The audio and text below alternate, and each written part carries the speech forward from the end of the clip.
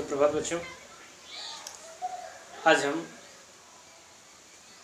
पाठ 16 वाक्य विचार पढ़ेंगे। वाक्य विचार में हमें वाक्य के बारे में पढ़ना है। वाक्य की परिभाषा, वाक्य के प्रकार, वाक्य के अंग, बहुत सारी बातों को आज हम सीखेंगे। सबसे पहले हम वाक्य की परिभाषा से पाठ स्टार्ट करते हैं। वाक्य से आप क्या समझते हैं, वाक्य की परिभाषा क्या होती है, वाक्य किसे कहते हैं, इन सारे प्रश्नों का उत्तर बेटा एक ही है। वाक्य की परिभाषा क्या होती है? सार्थक शब्दों के व्यवस्थित समूह को वाक्य कहते हैं। कैसे समूह को वाक्य कहते हैं? सार्थक शब्दों के व्यवस्थित समूह को वाक्य कहते हैं। जैसे राम स्कूल जा रहा है, प्रभा किताब पढ़ रही है। यह वाक्य बिल्कुल ही सही है और इनका समूह कैसा है? सार्थक शब्दों का व्यवस्थित समूह है। अभी इसका हम अव्यवस्थित समूह कर दें तो वाक्य सही नहीं होगा, उसका अर्थ भी बदल जाएगा और वाक्य जो हम चाह रहे हैं अपना अर्थ प्रस्तुत करना, वह वाक्य अर्थ नहीं देगा। जैसे राम है जा रहा स्कूल। ये देखिए, पदक्रम में अनुमति इनकी ठीक नहीं है, गलत हो रहा है वाक्य। क्यों? क्योंकि हम जानते हैं कि वाक्य की परिभाषा कहती है सार्थक शब्दों का समूह तो होता ही है, पर उनका व्यवस्थित क्रम होता है। व्यवस्थित करने का तरीका है बेटा कि वाक्य में सबसे पहले कर्ता आता है, फिर कर्म, फिर क्रिया, उसके बाद फिर सहायक क्रिया। अगर इनका क्रम अगर हम बदल दें, आगे पीछे कर देंगे तो वाक्य हमारा सही नहीं होगा। इसलिए वाक्यों का व्यवस्थित समूह भी होता है। शब्दों का सार्थक होना उतना ही आवश्यक है जितना व्यवस्थित होना। इसलिए वाक्य की परिभाषा शब्दों के सार्थक एवं व्यवस्थित समूह को ही हम वाक्य कहते हैं। अब हम जानेंगे वाक्य के अंग।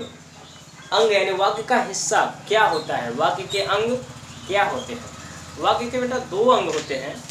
एक होता है पहला उद्देश्य और दूसरा विधेय। उद्देश्य क्या होता है और विधेय क्या होता है, आइए अब हम जानते हैं इसको। उद्देश्य बेटा किसे कहेंगे? उद्देश्य उसे कहते हैं बेटा वाक्य जिसके विषय में कहा जाता है। वाक्य जिसके विषय में कहा जाता है वही हमारा उद्देश्य होता है। जैसे देख लीजिए, इसी वाक्य से हम देखेंगे कि कैसे हमारा इसमें उद्देश्य है। राम स्कूल जा रहा है। हमने उद्देश्य की परिभाषा क्या समझाई आपको? वाक्य जिसके बारे में कहा जाता है, यानी वाक्य में जिसके विषय में कहा जाता है उसे ही हम उद्देश्य कहते हैं। राम स्कूल जा रहा है, इसमें किसके बारे में कहा जा रहा है? राम के विषय में। तो वही वाक्य हम यहाँ लिख दे रहे हैं, राम स्कूल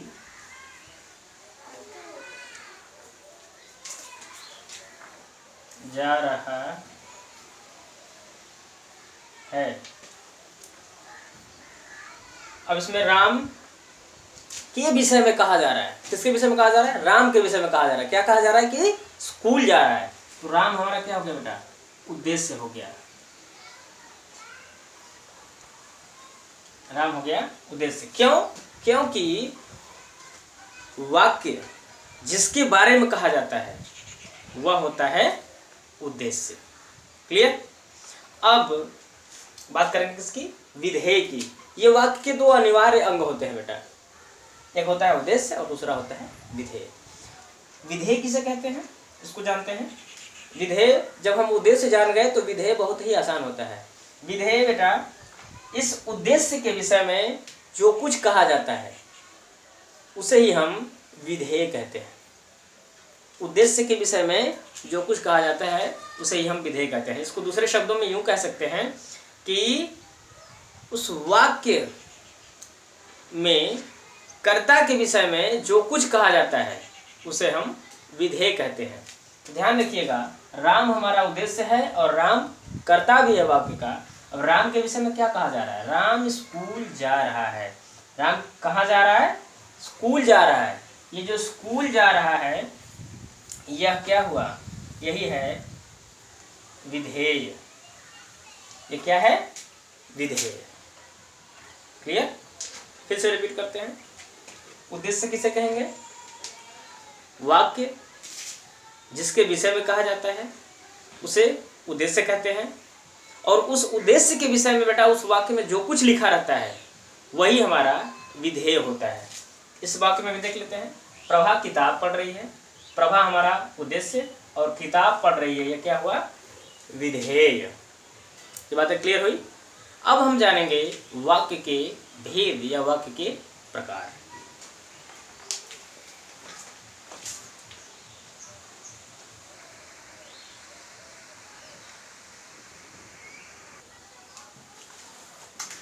लिसन बेटा, अब हम जानेंगे वाक्य के भेद। तो ध्यान रखिएगा, वाक्य के भेद बेटा दो प्रकार से होते हैं। एक होता है रचना के आधार पर और दूसरा होता है अर्थ के आधार पर।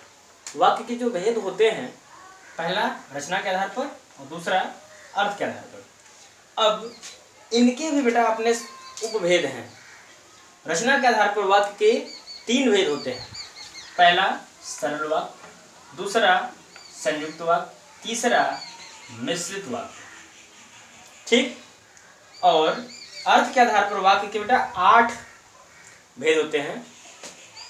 पहला विधानवाचक वाक्य, दूसरा निषेधवाचक वाक्य, तीसरा विस्मयवाचक वाक्य, चौथा संदेहवाचक वाक्य और पांचवा आज्ञावाचक वाक्य। इनकी हम नंबरिंग भी लिख सकते थे, 1 2 3 4 5 6 7। पांचवा आज्ञावाचक वाक्य। क्लियर? और थोड़ा सा नीचे दिख रहा है, उसको अभी हम दिखाते हैं आपको।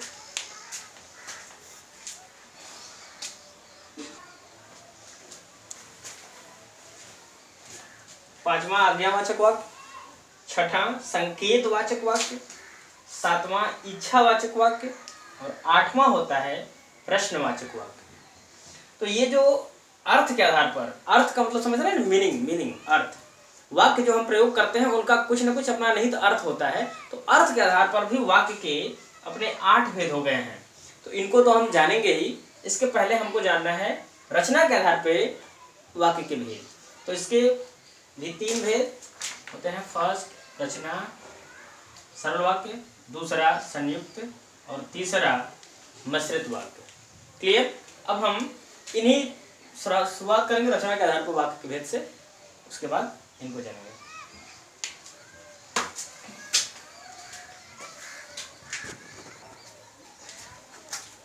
देखिए बेटा, अब हम जानेंगे वाक्य का जो 2 प्रकार, रचना और अर्थ के आधार पर। तो रचना के आधार पर वाक्य के 3 भेद, उसमें से पहला सरल वाक्य। सरल वाक्य किसे कहते हैं, आइए जानते हैं। बेटा, जिस वाक्य में एक ही क्रिया हो अर्थात एक ही विधेय हो, भले ही कर्ता यानी उद्देश्य एक से अधिक हो, उसे सरल वाक्य कहते हैं। सरल वाक्य किसे कहते हैं, ध्यान से देख लीजिए। सरल वाक्य वैसा होता है बेटा जिसमें एक ही क्रिया होती है। क्रिया को यह भी कह सकते हैं कि उसको विधेय भी कहते हैं हम, अर्थात एक ही विधेय हो, भले ही उसमें कर्ता यानी उद्देश्य हमारे एक से अधिक हो, उसे हम सरल वाक्य कहते हैं। जैसे नेहा और रूपा बाजार गई।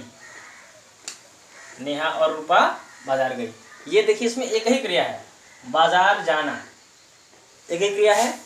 हाँ, इसमें उद्देश्य 2 हैं, तो परिभाषा भी करिए कि भले ही कर्ता यानी उद्देश्य एक से अधिक हो, उसे हम सरल वाक्य ही कहते हैं।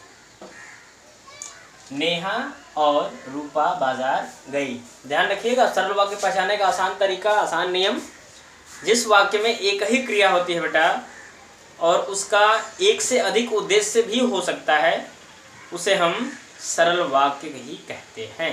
दूसरा एग्जाम्पल, रीता स्कूल जा रही है। इसमें भी एक ही क्रिया है, रीता इसमें उद्देश्य है यानी कर्ता है, रीता स्कूल जा रही है, इसलिए यह कैसा वाक्य है, सरल वाक्य। सूर्य प्रतिदिन पूरब से निकलता है। वाक्य बड़े भी हो सकते हैं, इससे आप घबराएंगे नहीं। जैसे हमने बोला सूर्य प्रतिदिन सुबह से निकलता है, यह भी सरल वाक्य है, क्योंकि इसमें एक ही क्रिया है। जिस वाक्य में एक ही क्रिया होती है बेटा, उसे हम सरल वाक्य कहते हैं। क्लियर?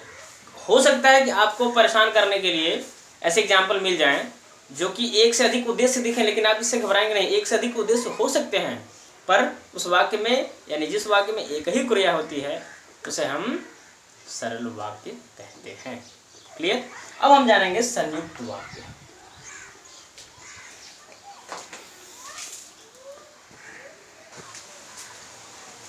हाँ जी बेटा, अब हम जानेंगे संयुक्त वाक्य। संयुक्त वाक्य किसे कहते हैं? ध्यान रखिएगा, जिन वाक्यों के सभी उपवाक्य समान स्तर के होते हैं और कोई भी किसी पर आश्रित नहीं होते, उन्हें संयुक्त वाक्य कहते हैं। संयुक्त का शाब्दिक अर्थ भी जान लेते हैं। संयुक्त का मतलब जुड़ा हुआ।